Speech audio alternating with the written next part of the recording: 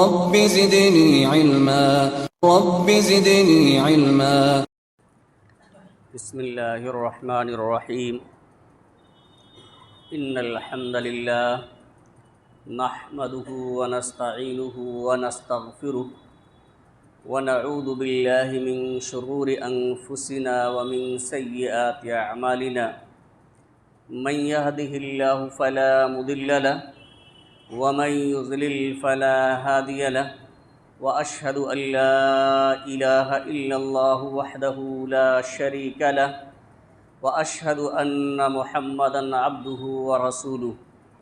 يا أيها الذين آمنوا اتقوا الله حق تقاته ولا تموتن إلا وأنتم مسلمون. يا أيها الناس اتقوا ربكم الذي خلقكم من نفس واحدة وخلق منها زوجها وبث منهما رجالا كثيرا ونساء واتقوا الله الذي تساءلون به والأرحام إن الله كان عليكم رقيبا. يا أيها الذين آمنوا اتقوا الله وقولوا قولا سديدا يصلح لكم أعمالكم ويغفر لكم ذنوبكم ومن يطع الله ورسوله فقد فاز فوزا عظيما. أما بعد فإن خير الحديث كتاب الله وخير الهدي هدي محمد صلى الله عليه وسلم وشر الأمور محدثاتها وكل محدثة بدعة وكل بدعة ضلالة وكل ضلالة في النار. فاعوذ باللہ من الشیطان الرجیم. بسم اللہ الرحمن الرحیم. وما یؤمن اکثرهم باللہ الا وهم مشرکون.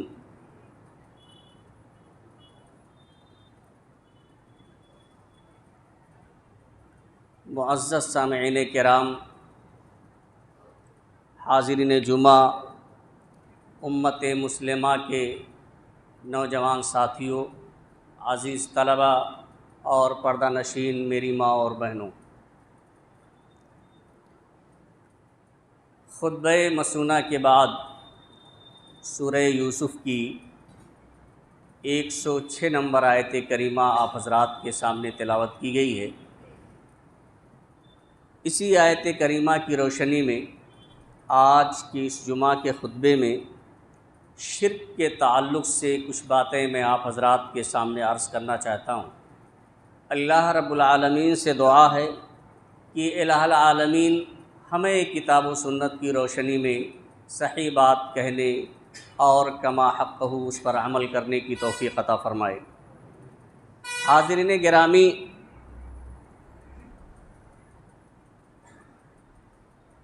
اللہ رب العالمین کے ساتھ کسی اور کو خالق، مالک، رازق، مدبر الامور سمجھنا یا اللہ رب العالمین کی عبادات میں سے کسی عبادت کو کسی اور کے لیے بھی انجام دینا کرنا، یہ شرک ہے. توحید ربوبیت پر تو لوگوں کا ایمان ہوتا ہے، ہر زمانے میں رہا ہے، لیکن جب توحید الوہیت کی بات آتی ہے، اللہ رب العالمین کی خالص عبادت کی بات آتی ہے، تو اس میں ایمان لانے کے باوجود بھی لوگ شرک کا ارتکاب کرتے ہیں. یعنی توحید الوہیت میں لوگ خالص نہیں ہو پاتے. اللہ رب العالمین نے خطبہ مسونہ کے بعد تلاوت کی جانے والی سورہ یوسف کی اس آیت میں اسی بات کا ذکر فرمایا کہ اکثر لوگ ایمان لانے کے باوجود، یعنی اللہ رب العالمین پر ایمان لانے کے باوجود اکثریت شرک کا ارتکاب کرتی ہے. یعنی اللہ پر ایمان ہوتا ہے، اس کے باوجود بھی وہ شرک کے مرتکب ہوتے ہیں. حاضرین گرامی، اگر اللہ پر ایمان ہے اور اس کے باوجود اگر کوئی شخص شرک کا ارتکاب کرتا ہے تو اس ایمان کا اللہ رب العالمین کے ہاں کوئی فائدہ نہیں ہے، ایمان خالص ہونا چاہیے، ایمان میں کسی طرح سے بھی شرک کی ملاوٹ کی کوئی بھی گنجائش نہیں ہے۔ اگر شرک کی ملاوٹ ہے، شرک کی آمیزش ہے، تو پھر اللہ رب العالمین کے ہاں وہ ایمان مقبول نہیں ہوگا۔ اللہ کے رسول صلی اللہ علیہ وسلم نے بڑی سختی سے شرک سے منع فرمایا،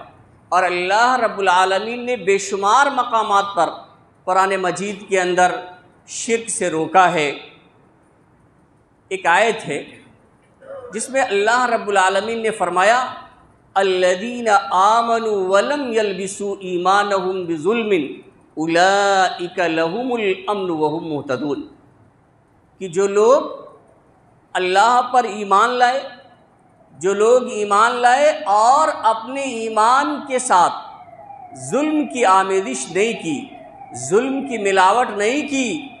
تو اولئک لہم الامن وہم مہتدون، یہی لوگ امن و سلامتی میں ہوں گے اور یہی لوگ راہ راست پر ہیں۔ جب یہ آیت کریمہ نازل ہوئی تو عبداللہ بن مسعود رضی اللہ تعالیٰ عنہ بیان کرتے ہیں کہ صحابہ کرام پر یہ بات بہت ہی گراں گزری، چونکہ اللہ رب العالمین نے لفظ صراحت یعنی شرک کی صراحت نہیں کی تھی، یہاں ظلم کی بات کہی کہ ایمان لانے کے بعد اگر ظلم کوئی شخص نہیں کرتا ہے تو وہ راہ راست پر ہے، وہ ہدایت یافتہ ہے اور وہ امن و سلامتی میں رہیں گے۔ تو صحابہ کرام پر یہ بات بڑی گراں گزری، بڑی تکلیف ہوئی، اور صحابہ کرام نے اللہ کے رسول صلی اللہ علیہ وسلم سے پوچھا، سوال کیا کہ اللہ کے رسول صلی اللہ علیہ وسلم کون سا ایسا شخص ہے جس نے ہم میں سے ظلم نہ کیا ہو، ظلم کا ارتکاب نہ کیا ہو؟ تو اللہ کے رسول صلی اللہ علیہ وسلم نے اپنی زبان مبارک سے فرمایا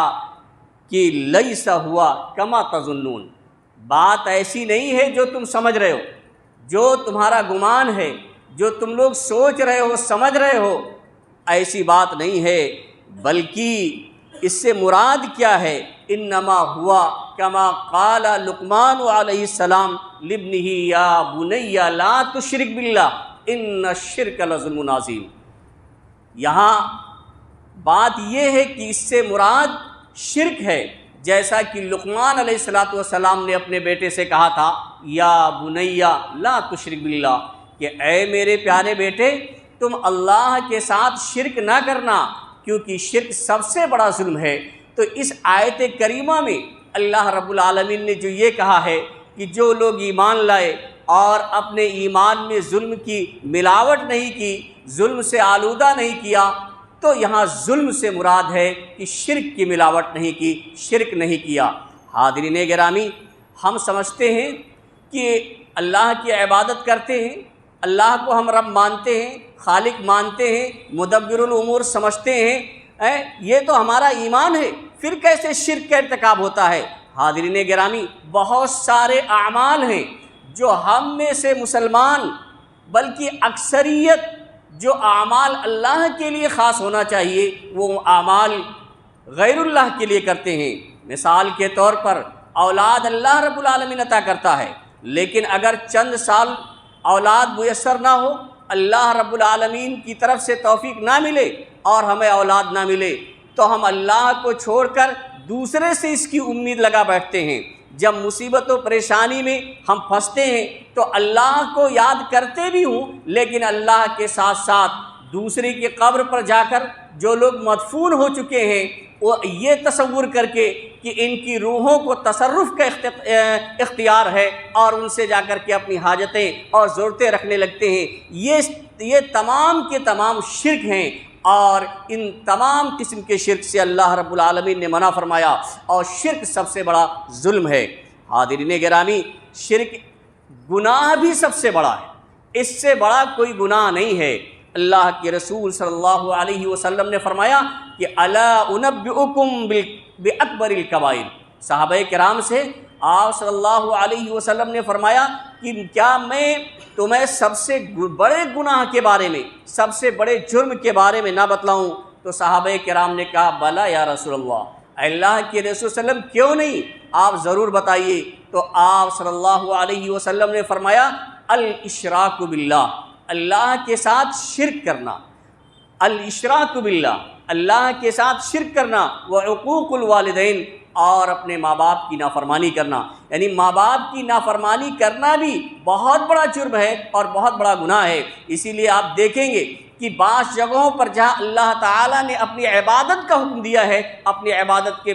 فوراً بعد اللہ رب العالمین نے اپنے ماں باپ کے ساتھ اچھا سلوک اور اچھا برتاؤ کرنے کا حکم دیا ہے۔ اسی طرح سے ایک روایت کے اندر جس میں اللہ کے رسول صلی اللہ علیہ وسلم نے فرمایا کہ اجتنبوا السبع الموبقات، 7 ایسی چیزوں سے آپ بچیے، اجتناب کیجئے، ان سے کنارہ کشی اختیار کیجئے جو ہلاک کر دینے والی ہیں، جو تباہ و برباد کر دینے والی ہیں۔ تو آپ صلی اللہ علیہ وسلم سے سوال کیا گیا وما ہن یا رسول اللہ، وہ 7 کون سی چیزیں ہیں؟ تو پہلے نمبر پر اللہ کے رسول صلی اللہ علیہ وسلم نے جس جرم اور جس گناہ کا ذکر کیا وہ یہ ہے الشرک باللہ، یعنی پہلی چیز اللہ کے ساتھ شرک کرنا ہے۔ دوسرے نمبر پر اللہ کے رسول صلی اللہ علیہ وسلم نے فرمایا والسحر، جادو، وقتل النفس التي حرم اللہ الا بالحق، اور ناحق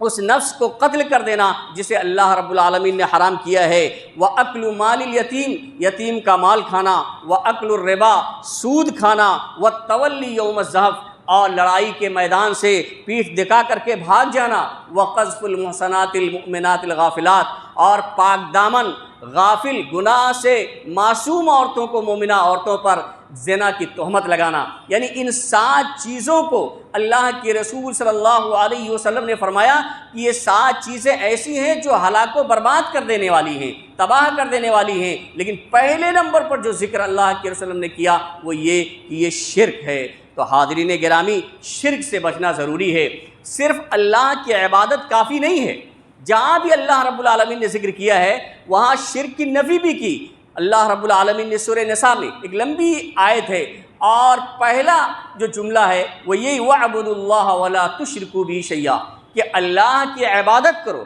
اور اس کے ساتھ اس کی عبادت میں کسی غیر کو شریک اور ساجی نہ ٹھہراؤ۔ یعنی صرف عبادت کافی نہیں ہے، اگر عبادت میں اخلاص نہیں ہے، یعنی اس کی عبادت میں کسی اور کو بھی شریک آپ نے کر لیا ہے، کسی اور کے لیے، بھائی ذبیحہ اللہ کے لیے کرنا ہے اور اللہ کے لیے بھی کرتے ہیں، کسی اور کو بھی راضی کرنے کے لیے اگر آپ کر دیتے ہیں تو یہ شرک ہے، وہ پھر عبادت خالص نہیں رہ گئی۔ تو اللہ رب العالمین نے یہ حکم دیا ہے کہ اللہ کی عبادت کرو اور اس کی عبادت میں کسی غیر کو شریک و ساجی نہ ٹھہراؤ۔ حاضرین گرامی، شرک یہ کوئی معمولی گناہ نہیں ہے، بلکہ یہ اتنا بڑا جرم ہے اور اتنا خطرناک گناہ ہے کہ زندگی بھر کے کیے ہوئے سارے کے سارے نیک اعمال، کوئی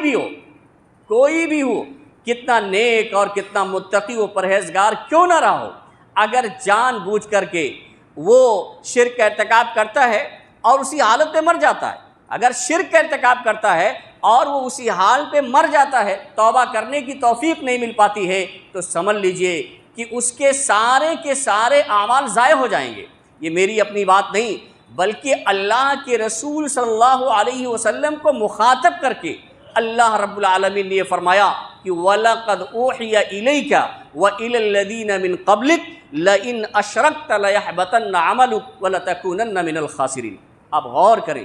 جملے پر، یہ کسی معمولی شخصیت سے بات اللہ رب العالمین نے نہیں کہی، بلکہ اللہ کے نبی صلی اللہ علیہ وسلم کو خطاب کیا کہ اے نبی،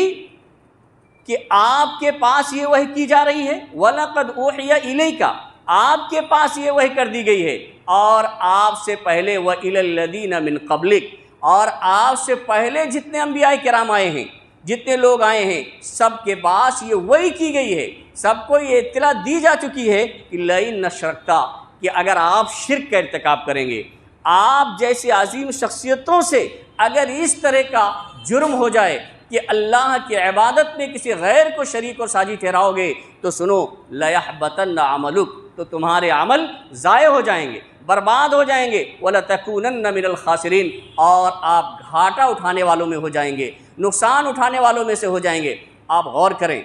کیا انبیاء کرام سے یا اللہ کے رسول صلی اللہ علیہ وسلم سے اس طرح کے جرم کا اندیشہ ہے؟ آپ صلی اللہ علیہ وسلم معصوم عن الخطا ہیں، آپ صلی اللہ علیہ وسلم سے شرک کا ارتکاب ہو ہی نہیں سکتا ہے، یہ اندیشہ ہی نہیں تھا۔ اس کے باوجود بھی نبی کریم صلی اللہ علیہ وسلم کو خطاب کر کے اللہ رب العالمین فرماتے ہیں کہ نبی اگر آپ سے اس طرح کا جرم ہو جائے کہ آپ اگر میرے ساتھ شریک کریں تو آپ کے سارے اعمال، جو آپ نے مشقتیں جھیلی ہیں، جو پریشانیاں برداشت کی ہیں دعوت و تبلیغ میں، لوگوں تک اسلام کو پہنچانے میں اور وحی الہی کو لوگوں تک پہنچانے میں جو مشقتیں اور جو پریشانیاں جھیلی ہیں، وہ جو اس کا اجر ہونا چاہیے وہ تمام کے تمام اجر و ثواب وہ سب برباد ہو جائیں گے، ضائع ہو جائیں گے۔ ظاہر سی بات ہے نبی سے تو اس طرح کا اندیشہ نہیں تھا، دراصل اور در حقیقت میں یہ امت محمدیہ کو تنبیہ کرنا مقصود ہے، ان کو خطاب کرنا مقصود ہے کہ اگر ان سے اس طرح کا ارتکاب ہو جائے، بتائیے جب آپ کے نبی کو یہ بات کہی جا رہی ہے، تو جب آپ کے نبی کا یہ حال ہے کہ اللہ رب العالمین نے بڑی سختی کے ساتھ یہ واضح کر دیا ہے کہ شرک کرو گے تو سارے کے سارے اعمال ضائع ہو جائیں گے، تو دوسرے لوگ جو گناہوں میں لت پت ہیں، جن کی کوئی حیثیت نہیں ہے، وہ لوگ اگر شرک کا ارتکاب کرتے ہیں تو کیسے ان کے اعمال محفوظ رہ سکتے ہیں، کیسے ان کے اعمال بچ سکتے ہیں؟ بلکہ سورہ آرام کے اندر اللہ رب العالمین نے بعض انبیاء کرام کا، چند انبیاء کرام کا تذکرہ کرنے کے بعد فرمایا وَلَوْ أَشْرَكُوا لَحَبِطَ عَنْهُمْ مَا كَانُوا يَعْمَلُونَ، کہ اگر یہ انبیاء کرام بھی شرک کرتے، اگر ان سے بھی شرک کا ارتکاب ہوتا، شرک جیسا جرم کرتے، تو ان کے اعمال بھی ضائع ہو جاتے۔ حاضرین گرامی، تو یہ شرک اتنا بڑا جرم ہے کہ زندگی بھر کے کیے ہوئے نیک اعمال برباد ہو جائیں گے۔ اگر اسی حال پہ کوئی شخص شرک کر کے مر جاتا ہے، اسے توبہ کی توفیق نہیں مل پاتی ہے، تو اللہ رب العالمین کے ہاں اس کی مغفرت نہیں ہوگی۔ لیکن اگر شرک سے توبہ کر لیتا ہے، شرک نہیں کرتا ہے، اگرچہ وہ گناہ کبیرہ کا مرتکب ہے، بڑے بڑے گناہ ہیں، تو ایسا شخص اللہ رب العالمین کی مشیت کے تابع ہوگا۔ اللہ رب العالمین چاہے گا تو ان تمام گناہوں کو فوراً معاف کر دے گا اور جنت میں داخل کر دے گا، اور اگر چاہے گا تو اللہ رب العالمین گناہوں کی سزا دے کر کے پھر اسے جنت میں داخل کرے گا۔ یعنی وہ ہمیشہ جہنم میں نہیں رہ سکتا ہے اگر وہ شرک سے محفوظ ہے۔ لیکن اگر کوئی شخص شرک میں مبتلا ہے اور اسی حال پہ مر جاتا ہے، تو ایسے شخص کے بارے میں اللہ رب العالمین نے فرما دیا ہے انہ من یشرک باللہ فقد حرم اللہ علیہ الجنہ ومأواہ النار، کہ جو شخص اللہ کے ساتھ شرک کا ارتکاب کرے گا یا شرک کا ارتکاب کرتا ہے، تو اللہ تعالیٰ نے ایسے شخص پر جنت کو حرام کر دیا ہے۔ یعنی جنت مشرک کے لیے حلال نہیں ہے، جائز ہی نہیں ہے، بلکہ اللہ رب العالمین نے ایسے شخص کے لیے جنت کو حرام کر دیا ہے، وَمَأْوَاهُ النَّارُ، اور اس کا ٹھکانہ جہنم ہے۔ اور اللہ کے رسول صلی اللہ علیہ وسلم نے ایک حدیث کے اندر بیان فرمایا مَن مَاتَ وَهُوَ يَدْعُو نِدًّا لِلَّهِ وَهُوَ خَلَقَكَ دَخَلَ النَّارِ، کہ جو شخص مر جائے اس حال میں کہ وہ اللہ کا شریک و ساجی ٹھہراتا ہو، اللہ کے علاوہ معبود و شریک کو پکارتا ہو، حالانکہ اللہ نے اسے پیدا کیا ہے، تو دخل النار، تو وہ جہنم میں داخل ہوگا۔ حاضرین گرامی، تو شرک بہت بڑا جرم ہے، اسے اللہ رب العالمین معاف نہیں کرے گا۔ ایک دوسری جگہ اللہ رب العالمین نے فرمایا ہے ان اللہ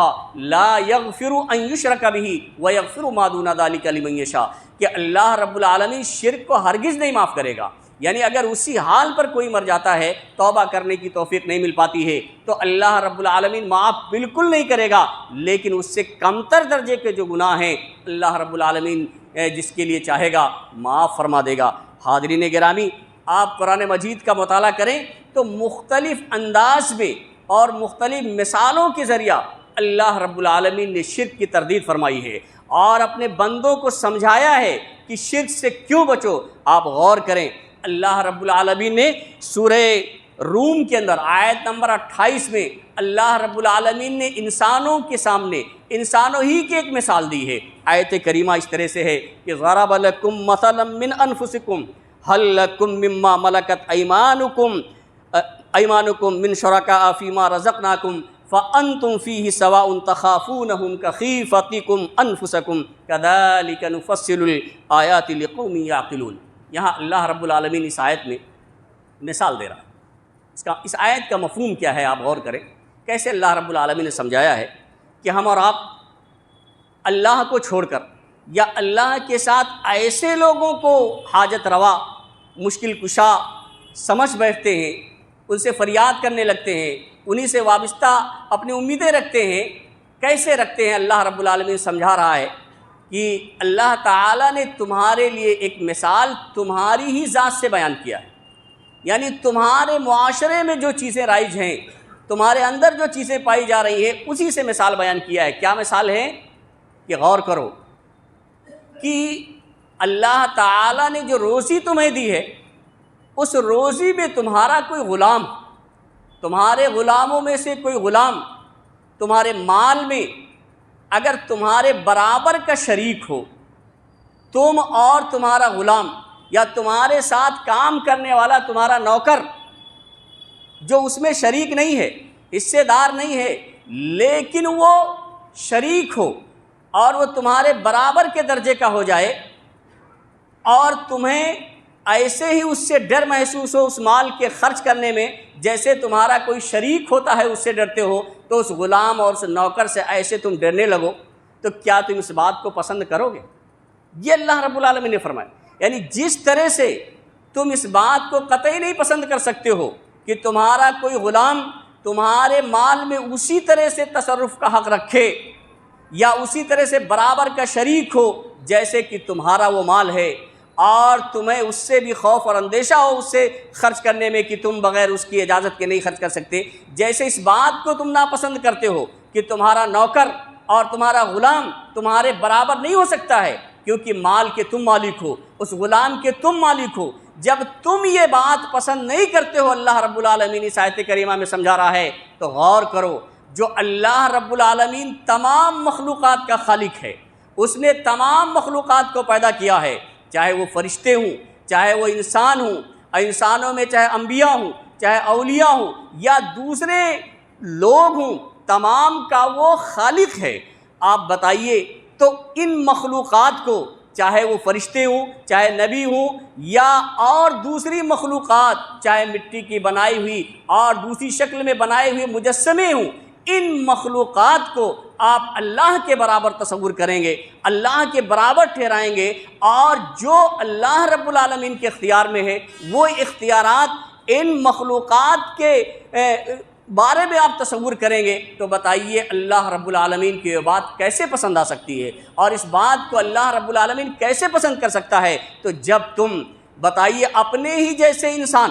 بھائی غلام ہے یا آپ کے ہاں نوکری کرنے والا ہے، تو ہے تو انسان ہی، وہ بھی مخلوق ہے، آپ بھی مخلوق ہیں، اپنے ہی جیسے انسان کو صرف تھوڑا سا مرتبے میں فرق ہے، آپ اپنے برابر تصور کرنے کے لیے تیار نہیں ہیں، اپنی جائیداد میں شریک کرنے کے لیے تیار نہیں ہیں، اپنے برابر کا درجہ دینے کے لیے تیار نہیں ہیں، تو بتائیے وہ مالک الملک، وہ خالق ارض و سما جو تمام کا مالک ہے، آپ اس کے برابر کسی کو تصور کریں گے، کسی کو سمجھیں گے، تو اس بات کو اللہ رب العالمین کیسے پسند فرمائے گا؟ یہ سورہ روم کی 28 نمبر آیت کریمہ کا آپ مطالعہ کر سکتے ہیں۔ اسی طرح سے ایک دوسری آیت کے اندر بہت سی مثالیں اللہ رب العالمین نے دی ہیں۔ ایک مثال میں آپ کے سامنے دے کر کے اپنی بات ختم کرتا ہوں۔ اللہ رب العالمین فرماتے ہیں، یا ایھا الناس،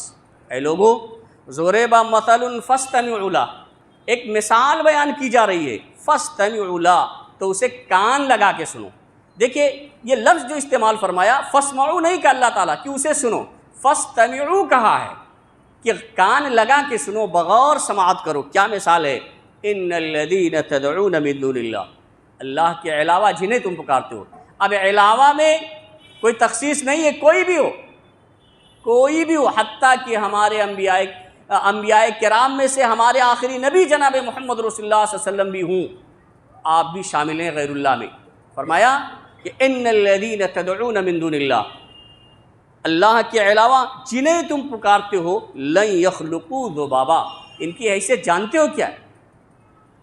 ان کے اندر کتنی طاقت ہے؟ اللہ رب العالمین بتاتا ہے کہ یہ ہرگز ایک مکھی نہیں پیدا کر سکتے ہیں، ذباب،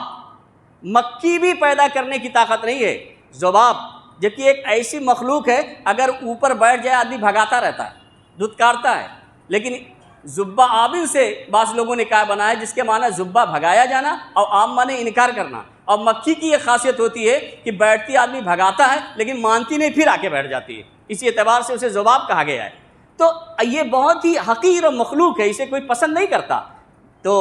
اللہ رب العالمین فرماتا ہے کہ اس حقیر سی مخلوق کو بھی ہرگز ہرگز نہیں پیدا کر سکتے، لن یخلقوا ذبابا، اور کسی ایک کی بات نہیں، وَلَوِ اجْتَمَعُوا لَهُ، چاہے سارے کے سارے لوگ اکٹھا ہو جائیں، اللہ کو چھوڑ کے جتنوں کو بھی آپ پکار رہے ہیں، جن سے بھی آپ سمجھتے ہیں کہ ہم کو فائدہ پہنچ سکتا ہے،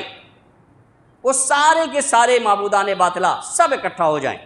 جن کو بھی پکارا جا رہا ہے سب اکٹھا ہو جائیں، وہ اس ایک مکھی کو پیدا نہیں کر سکتے۔ یہی نہیں، پیدا کرنا تو بہت بڑی بات، اللہ رب العالمین آگے فرماتے ہیں پیدا کرنا تو بہت بڑی بات ہے، وَإِن يَسْلُبْهُمُ الذُّبَابُ شَيْئًا، اگر وہی مکھی جو آپ چڑھا دیتے ہیں منو اٹنو،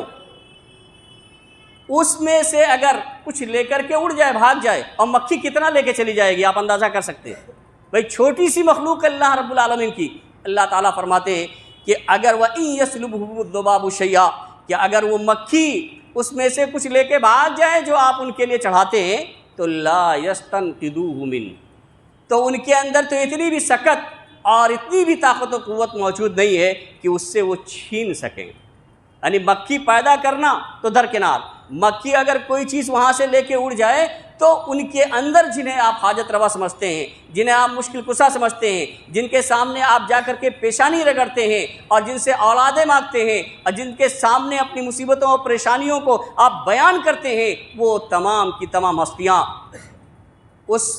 لے کے بھاگی ہوئی مکھی سے کچھ اپنی چیز واپس نہیں لے سکتے ہیں۔ ضعف الطالب والمطلوب، طالب و مطلوب دونوں کمزور ہیں، پوجا کرنے والا، عبادت کرنے والا اور جس کی عبادت کی جا رہی غیر اللہ کے، یہ دونوں کمزور ہیں، یا اسی طرح سے مکی بھی کمزور ہے اور مکی اور معبود بھی کمزور ہے۔ حاضرین گرامی، تو یہ چند باتیں تھیں شرک کے متعلق، بہت مختلف انداز میں بے شمار مقامات پر اللہ رب العالمین نے قرآن مجید کے اندر شرک کی تردید فرمائی ہے، مختلف مثالیں دی ہیں۔ ضرورت اس بات کی ہے کہ ہم اور آپ اپنے ایمان کو خالص کریں، اس ایمان کو شرک کی آمیزش سے دور رکھیں، شرک کی ملاوٹ سے دور رکھیں۔ اگر شرک کی ملاوٹ ہے تو آپ سمجھ لیجئے کہ زندگی بھر کے کیے ہوئے اعمال برباد ہو جائیں گے، اکارت ہو جائیں گے۔ لیکن اگر شرک سے ہم پاک ہیں، شرک سے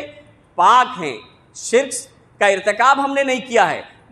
اور اگر کیا بھی تو اللہ رب العالمین کی توفیق سے مجھے سچی توبہ کرنے کی توفیق مل گئی، ہم نے توبہ کر لیا ہے، تو قیامت کے دن گناہ کتنے بھی ہوں اللہ رب العالمین کی مشیت میں ہوں گے، اللہ رب العالمین چاہے گا تو بغیر کسی سزا کے معاف کر دے گا اور جنت میں داخل کر دے گا، اور اگر چاہے گا تو گناہوں کے بقدر سزا بھی دے سکتا ہے۔ اللہ رب العالمین سے دعا ہے کہ الہ العالمین ہمیں شرک سے محفوظ رکھے، ہمیں توحید پہ قائم و دائم رکھے، ہمیں ہمیشہ کتاب و سنت کے مطابق زندگی گزارنے کی توفیق عطا فرمائے۔ الہ العالمین ہم میں جو پریشان حال ہیں ان کی پریشانیوں کو تو دور فرما دے، جو لوگ بیمار ہیں انہیں شفائے کامل و عاجل عطا فرما، جو لوگ مقروض ہیں انہیں قرض کی ادائیگی کی توفیق عطا فرما۔ بارک اللہ لنا ولکم فی القرآن العظیم ونفعنا وإیاکم بالآیات والذکر الحکیم، انہ تعالی جواد کریم ملک رؤوف رحیم۔